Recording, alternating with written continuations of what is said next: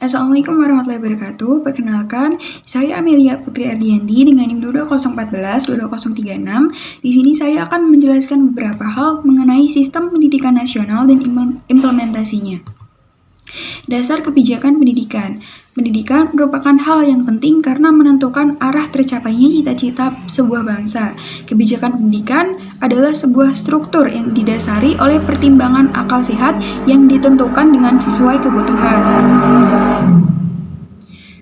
Pendidikan dalam Undang-Undang Nomor 20 Tahun 2003 memiliki pengertian, yaitu sistem pendidikan nasional menegaskan fungsi pendidikan nasional adalah upaya untuk mengembangkan kemampuan dan membentuk watak serta peradaban bangsa yang bermartabat dalam rangka mencerdaskan kehidupan bangsa.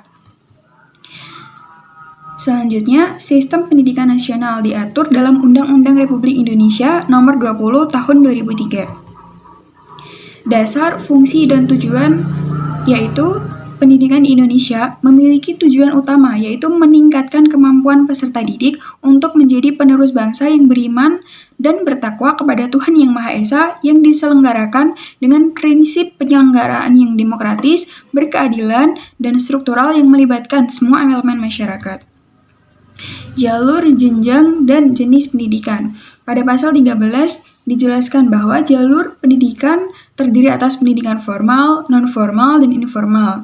Pada pasal 14 dijelaskan bahwa jenjang pendidikan terdiri dari pendidikan dasar, pendidikan menengah, dan pendidikan tinggi. Pada pasal 15 dijelaskan bahwa jenis pendidikan mencakup pendidikan umum, kejuruan, akademik, profesi, vokasi, keagamaan, dan khusus. Selanjutnya mengenai kurikulum, pendidik, dan pengelola pendidikan. Pada pasal 36, kurikulum dilakukan dengan mengacu pada standar nasional dan dikembangkan dengan prinsip diversifikasi sesuai dengan satuan pendidikan, potensi daerah, dan peserta didik. Pada pasal 39, pendidik dan tenaga kependidikan. Tenaga kependidikan bertugas merencanakan dan melaksanakan proses pendidikan dan menyelesaikan hal-hal yang menunjang pendidikan. Pada pasal 50, dijelaskan mengenai pengelolaan pendidikan dengan sistem pendidikan nasional merupakan tanggung jawab seorang menteri, sementara ketentuan dan standar pendidikan ditentukan oleh pemerintah. Selanjutnya, mengenai implementasi jalur, jenjang, dan jenis pendidikan. Pada jenjang pendidikan, diimplementasikan dengan yang pertama, formal, pendidikan anak usia dini atau TK, pendidikan dasar, SD, pendidikan menengah, SMP, dan selanjutnya adalah SMA. Yang kedua, pendidikan non-formal, lembaga kursus dan pelatihan, kelompok belajar atau pada sanggar. Yang ketiga, pendidikan informal, yaitu pendidikan agama, budi pekerti, etika, sopan santun, moral, dan sosialisasi.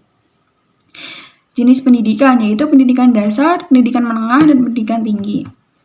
Yang ketiga, mengenai implementasi kurikulum pendidik, pengelola pendidikan. Yang pertama, kurikulum yang diterapkan sekarang merupakan kurikulum merdeka, maka dari itu saya akan menjelaskan sedikit mengenai kurikulum merdeka. Kurikulum merdeka ini menurut saya lebih optimal untuk peserta didik karena berfokus pada peningkatan kompetensi dengan aktualisasi yang lebih efisien, dan pendidik memiliki keleluasaan dalam memenuhi kebutuhan peserta didik. Pendidik juga pendidik juga diberikan referensi oleh platform Merdeka Belajar. Kompetensi yang harus dimiliki oleh pendidik yaitu kompetensi pedagogik, kompetensi kepribadian, kompetensi sosial, dan yang terakhir adalah kompetensi profesional. Berikut adalah referensi yang saya gunakan. Yang terakhir, terima kasih telah menyaksikan video saya. Mohon maaf apabila terdapat materi yang saya jelaskan kurang detail. Saya Amelia Putri Ardianti. Wassalamualaikum warahmatullahi wabarakatuh.